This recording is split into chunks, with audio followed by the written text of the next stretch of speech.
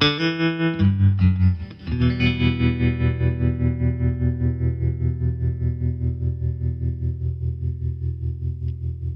up is its successor console, and this is the Slim, the Xbox 360. The actual original Xbox 360 is only a little bit bigger than this one. There is another one that's even smaller than these two, but I don't have that one with me.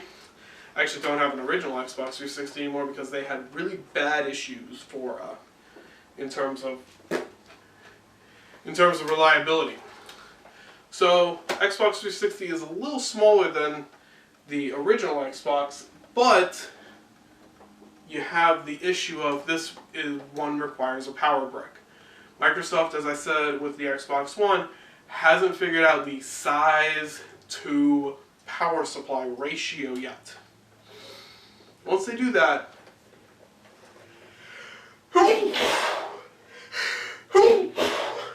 this is my other Xbox 360. My main one is downstairs, and it's hopefully not as dusty. But once they figure that out, they're going to have an excellent console on their hands in terms of portability. Now, the controllers are small, wireless, and you can easily throw a few of them in your bag. If you get the wired ones, it also will work on your computer. If you get the wireless ones, you can get it to work, but you need a dongle for your computer. Now, it uses this, which is a plus, and, well, the original one did have so, while the Xbox 360 did originally come with a memory card slot, it, with the new one, has 2 USBs on the front, 3 on the back, and one's just for the Kinect, 3 on the back for USB flash sticks, which are pretty easy to find, admittedly, and also, of course, for most people, they had a hard drive in the system.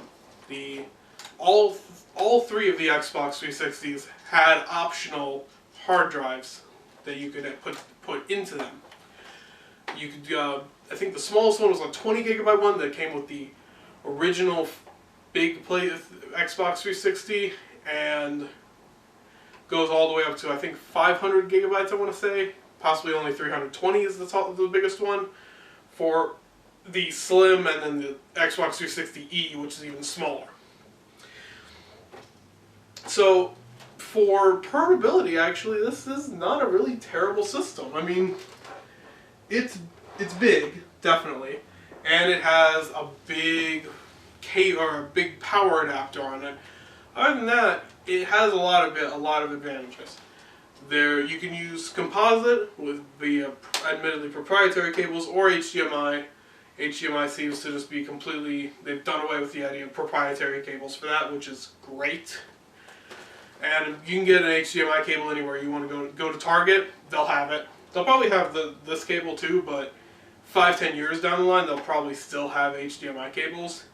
Not so much with the Xbox 360 specific cable.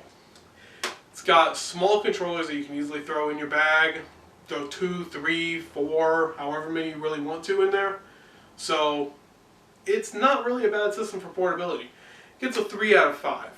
As it's a little big, not really huge actually, to be completely honest, but that big power brick is the big issue there.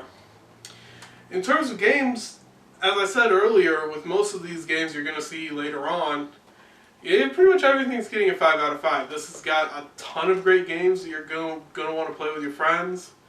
I mean, something like, say, Halo 3, or, Halo 3's, or Halo 3, it's Halo 3 ODST has, I couldn't tell it firefight mode. It's kind of like a horde mode, but with Halo. Gears of War has the horde mode. Call of Duty, you've got those games, all like Call of Duty 3 through all the way up to I think the newest one actually still came out on this. So there's a lot of great games to play for this, and I recommend it. The Xbox 360 gets a 5 out of 5, 3 out of 5, 8 out of 10. It's a good system to pick up if you're willing to make sure to remember that power brick, because those can get pretty expensive if you try and buy a second one. Next up is probably the smallest disc-based console you're going to find. Actually, no, not the smallest. I'm looking at the other one. One of the smaller disc-based consoles you're going to find, the Nintendo GameCube. And I mean, it's this big, and this is the largest you're going to ever find it, except for that Panasonic Q. But this is pretty much the largest you're going to find. You can take this Game Boy player off, I'm doing it right now, and the screen you can take off pretty easily, and it'll work. It'll work with just that. That's how it usually comes. Really, the only drawback in terms of portability for this system is it uses memory cards, because it doesn't have any internal storage. But you've got a screen. If your hotel doesn't let you play with the TV, you got a screen here. I played Super Smash Bros. On this screen, or Super Smash Bros. Melee on this screen. It doesn't work very well, but it's better than not playing Super Smash Bros. Melee. So it gets a 4 out of 5 for that. As I said, only drawback is the memory card issue. In terms of games, you've got a ton of great games that you're going to want to play with all your friends. I mean, Super Smash Bros. You can easily spend 7-8 hours playing. It's like Halo. I mean, it's not similar to Halo, but you got Mario Kart Double Dash, great game. You got some great single player games. I mean, if you saw my video, the Madden 08 review, I talked a lot about the GameCube in that. A lot of those games are still great here, so it gets a 9 out of 10. It's a 5 out of 5 for the games, 4 out of 5 for the portability. It's a great system, and I highly recommend it. If the Wii, the Wii is kind of similar in that it also plays all the GameCube games. If the Wii didn't have that silly infrared sensor bar that was required because you can't use the menu without it, I'd probably give it a 10 out of 10, to be honest with you. So yeah, that's the GameCube. It was one of those systems where I have 2 revisions. The PlayStation 1. Now, both PlayStation 1 units, this is the original PlayStation 1 and this is the PS1, are pretty small actually. I mean, the PS1 is a little smaller than like 2 DVD cases stacked on top of each other. And the PlayStation 1 isn't really a ton bigger, to be completely honest with you.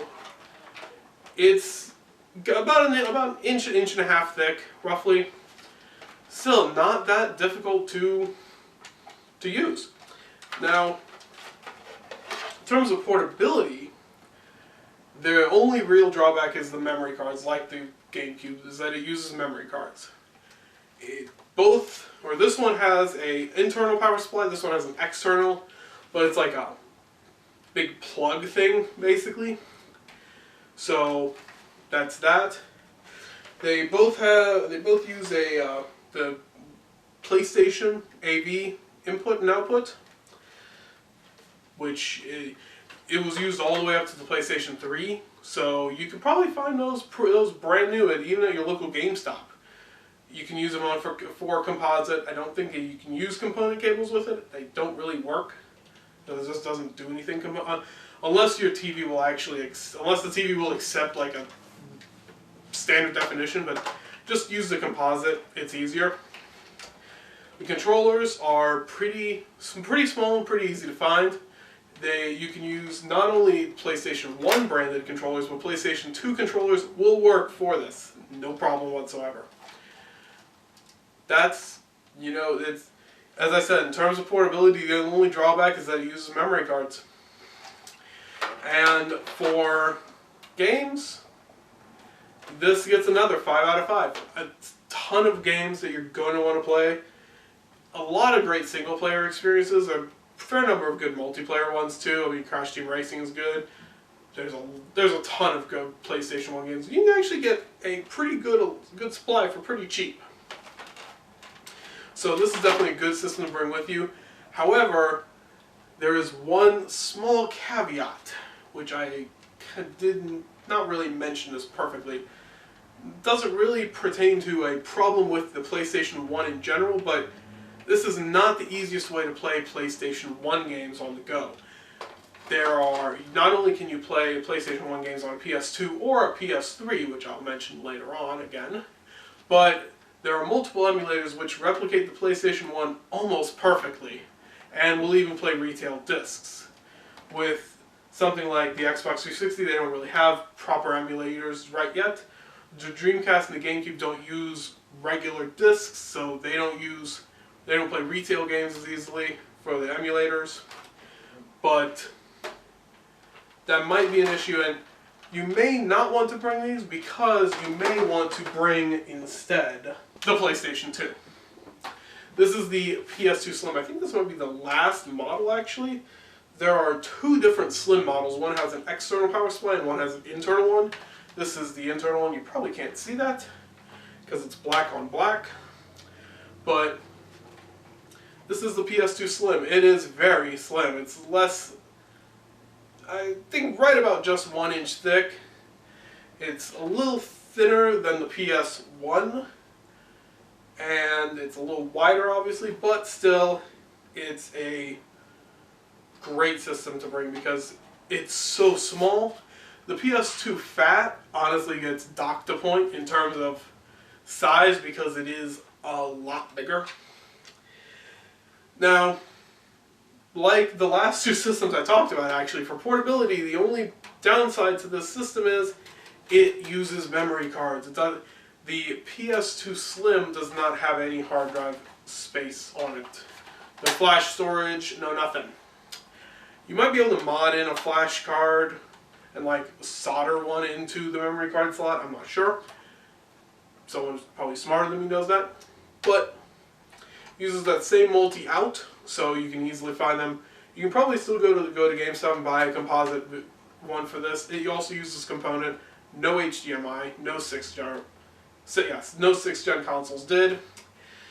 But still, and it gets a 4 out of 5 in terms of portability. I mean, it's so small. It's smaller than my laptop. It's just tiny, and you can easily toss it right in the laptop slot in your bag. You can probably toss it in the tablet spot of your bag if you have one. The Fat model gets docked to a 3 out of 5 from a 4 out of 5 because it's portable. But 4 out of 5. Only downside is that it does not have any sort of storage on board. But as we saw with the Xbox, if you try and add storage space, you're going to make the console about 6 times the size. Now, in terms of games, you've got a ton of games to play. There are at least like 2,000 PlayStation 2 games you can get, and most of them are pretty cheap nowadays. As I said in the PS1 part, this will play pretty much every single PS1 game. There may be one or two that don't work. So you've got probably about at least 3,000 games to play. Ton of good ones to play. So this is definitely a system I would consider getting. And I mean, this console was getting games up until like 2013. I mean, you can get I think FIFA 14 only in Europe, I think, and South America, or Latin America too, came out on this system. It was a launch game for the Xbox One and the PS4. Just saying right there. So this is definitely a good system to pick up. Gets a 4 out of 5 in terms of portability, 5 out of 5, 9 out of 10. This is one of the best ones to pick up. Right there. So definitely a solid option. Even the Fat one isn't huge. It's not bigger than the Xbox, the original Xbox. But I think this is probably a better option. And also, it plays DVDs and CDs. So, you want to play DVDs on your TV, you got a DVD player here. It's about one of the smallest ones you'll find too. Okay, the next system I have all 3 of the models that came out in North America. The Sega Genesis. I know you may be a little surprised. So we're not actually going to talk about the original Sega Genesis because it's kind of big. But let's talk about the one that you'll probably find most often. The Genesis Model 2. This is actually the original one I've had for 20 years now. This one still works. It's going to work for quite a while unless you like run it over with a truck. So this is the Model 2. This is the Model 3. Both of these are officially licensed Sega products. That's why they count, and something like the At Games Firebird system does not. Both of these are very small. I mean, it's a little thick, but still pretty small. The only problem with this one is that the console uses cartridges, because every console used cartridges back then. But the controllers, are, especially the 6-button controller, are really small, and you can easily just toss 2 of them in your bag. You didn't really get that many games with 4-player support, so you don't really need to get one of the 4-way plays or the I think they called them multi-taps or something. So, but there's a ton of great games to play too, which is going into the game part. But gets a 4 out of 5. As I said, the only problem with either one of these two systems, I'm going to count these two the same. The original Genesis gets a little bit docked off, but only problem with these is that they use cartridges. Which in this case, if you get one of those EA cartridges, is almost as big as the system. The Model 3 on here actually has another advantage of this one, without any modifications, will play Japanese games. I know when I said with the Saturn that you could play Japanese games but you need a special thing for it. This one will play them no matter what, because the only protection is a chip, or isn't a chip, it's like a tab in the system. The cartridges are shaped a little differently. This one has, well, you really can't see, this one has a cartridge slot that's shaped explicitly for it. This one doesn't, so you can fit them in. I have a Asian copy of Sonic the Hedgehog 2. It works just fine on this. These two also use the same power and audio and video cables, which, as I said with the Super Nintendo, if you go to a retro games type store like the Exchange or something like Play and Trade even, they will usually have a power adapter and video cables for this if you forget them. You might even be able to find a replacement controllers as well, aftermarket obviously, but still, you can find these new in real stores. Definitely an advantage, and going into the games, there's a lot of really great games that you're going to play for quite a while.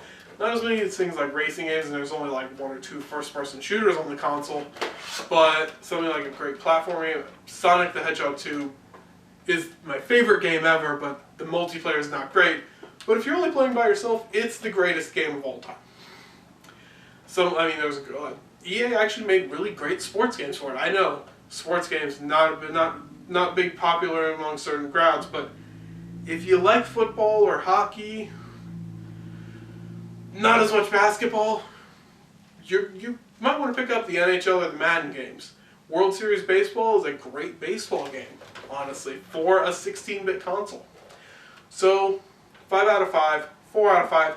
These two get a 9 out of 10. Surprisingly the best cartridge-based system you can get for taking with you.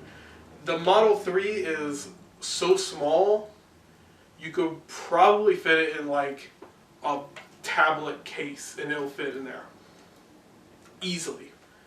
This one you might have to squeeze a little bit. And same cartridge, or same cartridges, same ports as this one. The Model 1 does use a different power and video cable. Something you're going to need to remember if you decide to bring that one with you. But they all use the same controllers, which are excellent controllers. So this is a great choice, and honestly, now that I've looked at this more rationally, I think I might start bringing this with me. The cartridges are a bit of a pain in the butt because you're probably going to want to bring 2 or 3 as opposed to a wallet of 25. But if you can look past that and you just want to play like some Sonic 2 or some NHL 95 or even something like, say, Gunstar Heroes, which is another great game for the system, or Streets of Rage, there are worse options than this. And now, finally, the one you have been waiting for, the greatest game system to take with you in this objective look that I've been making so far. Now, I've shown you a lot of systems in the last, I think it's like 40 minutes now. This is almost as long as one of my podcasts. But this one surprised me, and even though I have actually taken it with me on a trip once, but I look at all the things rationally, and this is legitimately the best console you're going to want to bring with you. And that console is the Sony PlayStation 3. I'm not a big PlayStation person, I'll admit. But it has this is the Slim. There is a Super Slim, which I don't have. And I suppose I should talk about the elephant in the room first. The Fat system, which loses at least 1 point for being enormous. It's monstrous. It's bigger than the original Xbox. I think it's a little smaller than the Xbox One. It's huge. So, and this one's broken, which is why it's actually partly open at the moment. So this is not the one I would bring with me, even if it weren't broken. What I'd bring with me is the PlayStation 3 Slim. Now, the Slim is small enough that you can easily fit it inside of it's about the same size as a laptop, roughly.